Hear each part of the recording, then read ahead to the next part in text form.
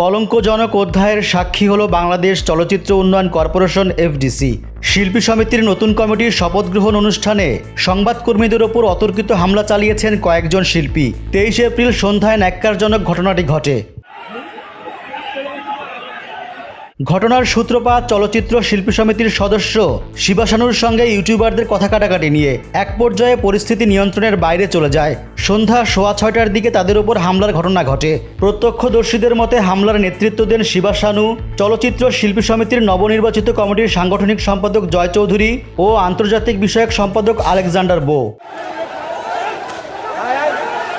মারামারির ঘটনায় দৈনিক খবরের কাগজের বিনোদন প্রতিবেদক, বাংলাভিশনের ক্যামেরা পার্সন সহ 10 জনের মতো সংবাদকর্মী ও ইউটিউবার আহত হয়েছেন। পরে তাদের প্রাথমিক চিকিৎসার জন্য ঢাকা মেডিকেল কলেজ হাসপাতালে পাঠানো হয়।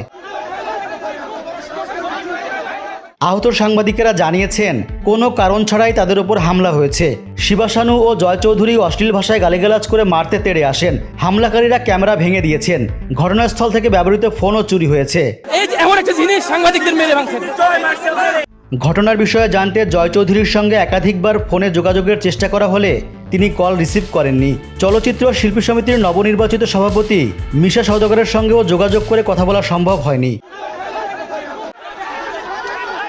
এদিকে বিনোদন সাংবাদিকরা হামলাকারীদের শাস্তির দাবি জানিয়েছেন। 24 ঘন্টার আলটিমেটাম দিয়ে এটা আজকে দিয়ে আসবো। সিনে নিউজ, ঢাকা।